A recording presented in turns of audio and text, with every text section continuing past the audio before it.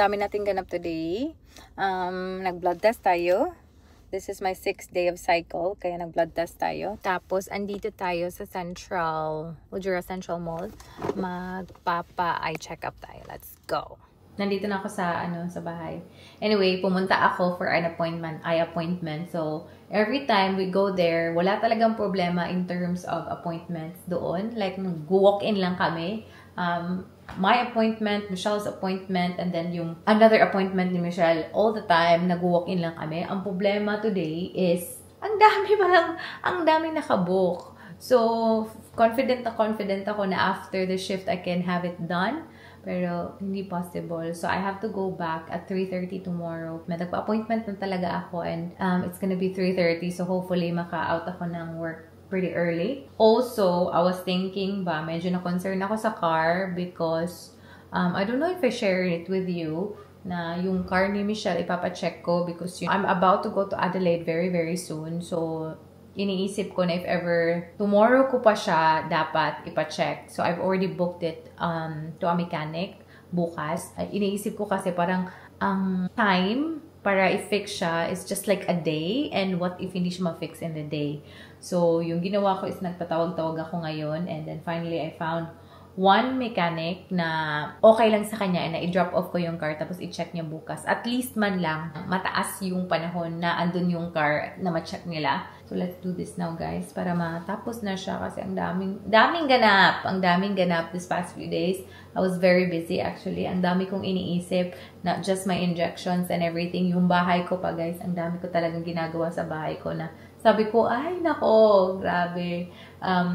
Lahat talaga ng mga appointments kailangan ko i-organize for the selections sa aking bahay. So, parang ang dami akong ginagawa this past few days and then work pa. So, I shouldn't be stressed because we shouldn't be stressed while having our injection and our cycle sa ating egg freezing. Nagsabay-sabay talaga sila. Anyway, we're gonna go kasi 5:30 magko-close na yung shop.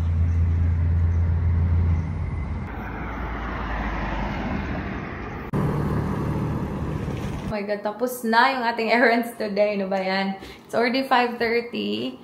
I am gonna edit, guys, kasi otherwise pag bukas hindi ko na kaya bukas. Ang dami kong gagawin bukas. We are gonna pack kasi the next day we are going to Adelaide. We are gonna drive on our own. So I'm pretty excited about that. Magluluto pa tayo later. So, ewan ko, saan ko kukunin yung aking energy. Galing kasi tayo ng late shift. Tapos nag-early tayo. So, that's the struggle. 4 hours lang ng tulog ko. Pero, actually, 4 hours is better than most of my sleep pag nag-late early tayo.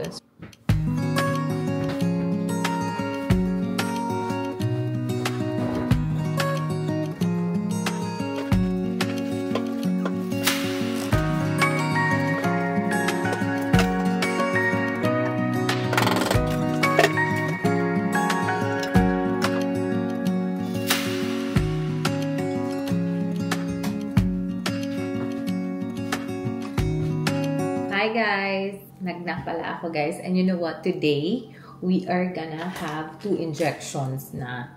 So, yung isa, I have to inject myself 7 to 9 p.m. The other one is 9 p.m. to 10 p.m. I just hope talaga, guys. I just wish na maganda yung result nitong lahat. Because, you know, we'll never know kung ilan din yung eggs na ma-retrieve nila. Sana marami ba?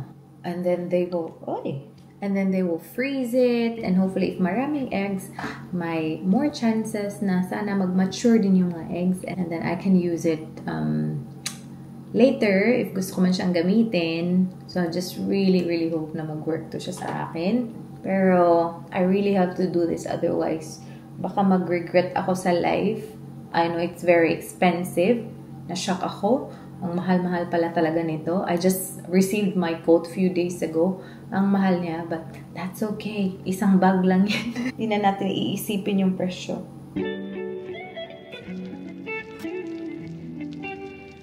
Look at the needle. Ang haba-haba ng mahal. Later, ito naman. This is the trigger medication.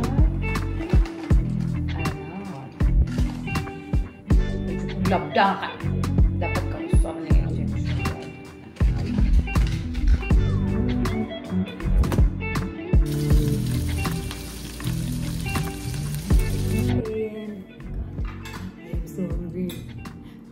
sana guys if meron tayong veggies, pero wala eh. So anyway, we're gonna use QP dressing.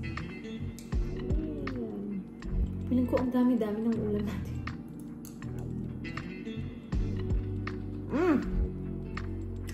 Woo! Masarap.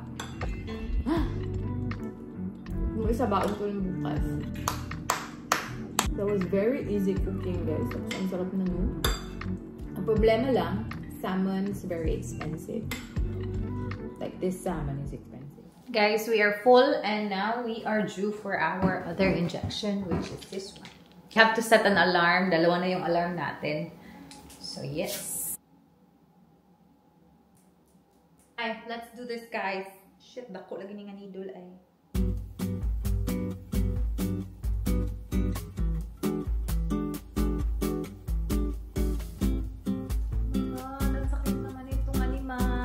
I am so happy today talaga. Na-achieve talaga natin lahat ng kailangan natin i-achieve this week. So, I had my eye check-up. I don't know if you're aware, pero last year, nagpa-check up din ako. My God, pasensya na. Parang haggard na haggard naman tayo. Ang init kasi talaga sa labas. Alam niyo ba, 34 degrees sa labas?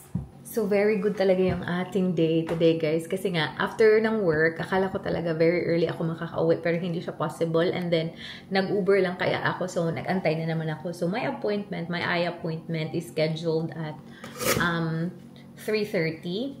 Tapos, I have to pick up the car first. So, grabe talaga. Na-late talaga ako. So, I got my car. 3:30 exactly. Nakuha ko yung car ko.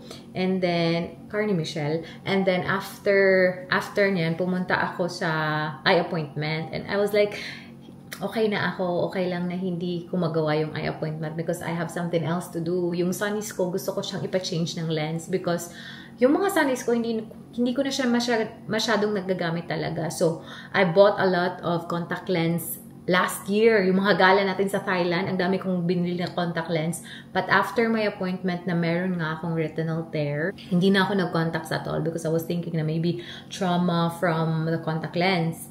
If gumagamit man ako ng sunnies, hindi ako makakita, guys. Just protection from the sun kasi sobrang sakit sa mata yung init. So, pero hindi ako nakakakita niyan. So, sabi ko, papa-change ko na lang talaga yung lens. So, I was thinking na kung hindi ko mamagawa yung aking appointment, at least naman lang makapag-change ako ng lens before I go home to the Philippines.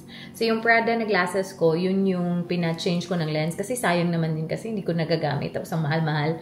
So, yun yung iniisip ko na mangyayari na. Pero, yung nakausap ko, sabi niya, okay, we're just gonna book you for another schedule. Sabi ko, okay, that's fine. Tapos yung binook ko na schedule is December na because tomorrow I'm gonna go to Adelaide. So sabi niya parang sobrang tagal. So kinausap niya yung head nila, whatever.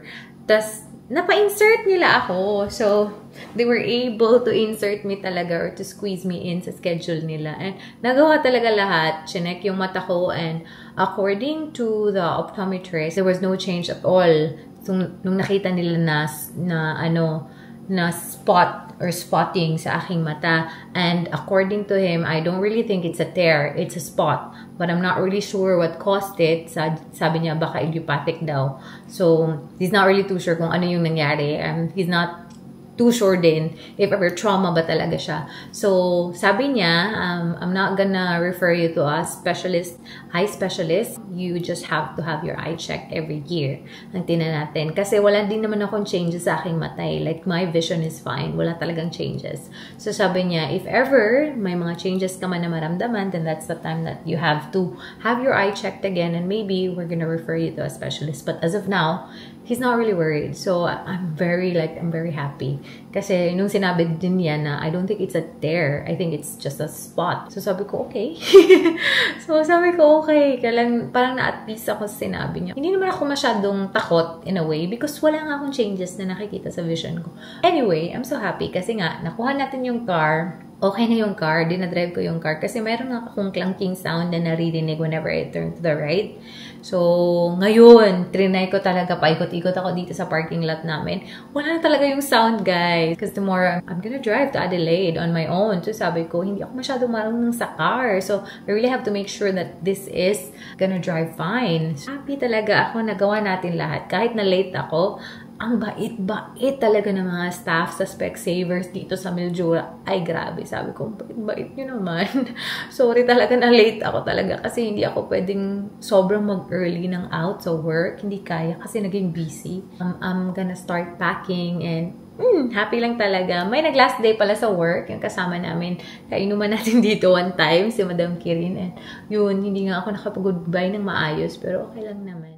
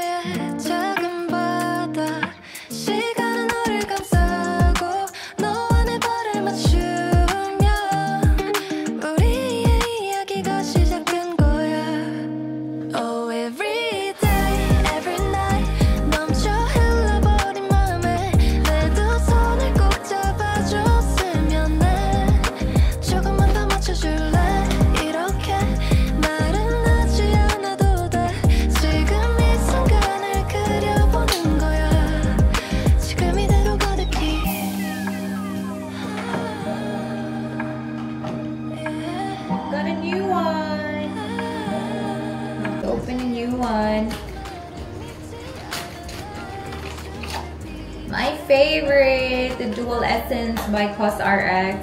If you want to check them out, guys, this is what I use every day. If you want to check them out, use my code RichZigs21 for 10% discount. Click the links in the description box from YesStyle.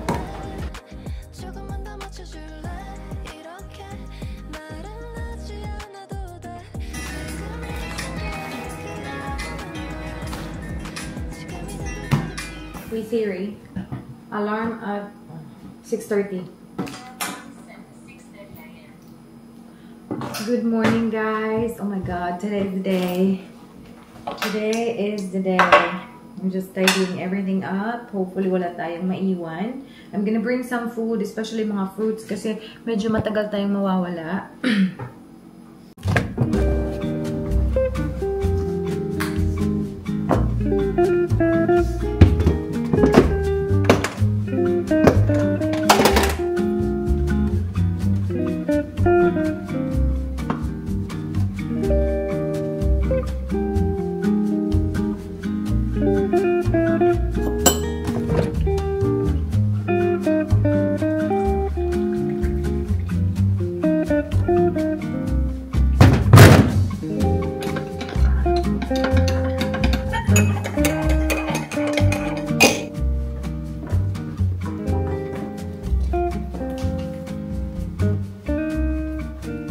My ring is still charging, yung ating ring pair.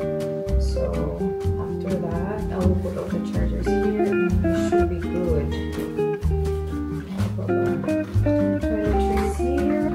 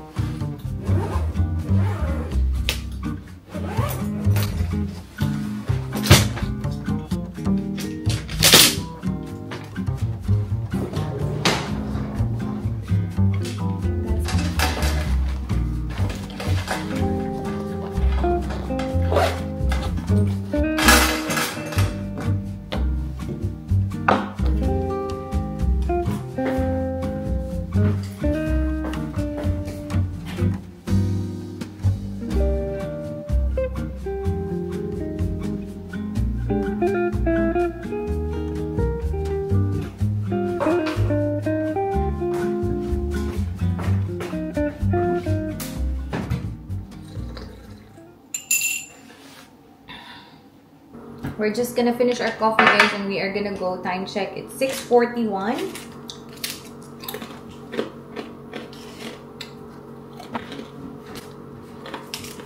Guys, let's go! Oh my God! This is it.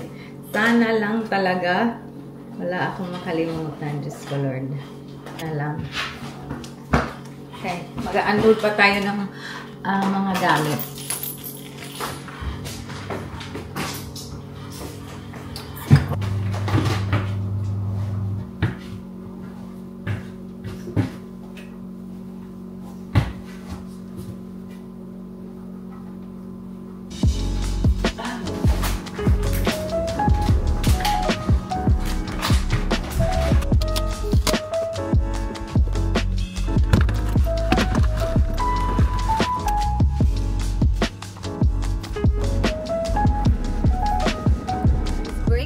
Guys, alam nyo ba, naalala ko na hindi ko natapon yung kaunting naiwan na rice sa bahay.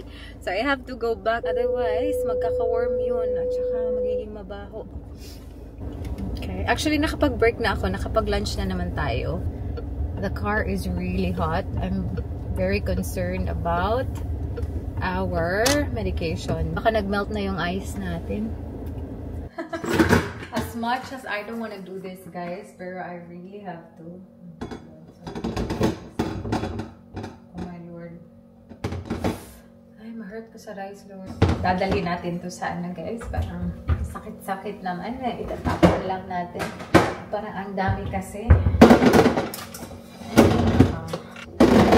Should never waste food because ang daming nagugutom. Hirap magtrabaho.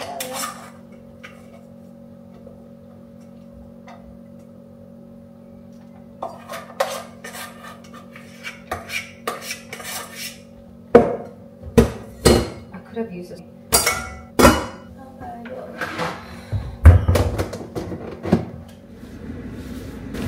Guys, hindi na ako nakapag-chika sa inyo pero na-finish na yung ating shift and now we are going.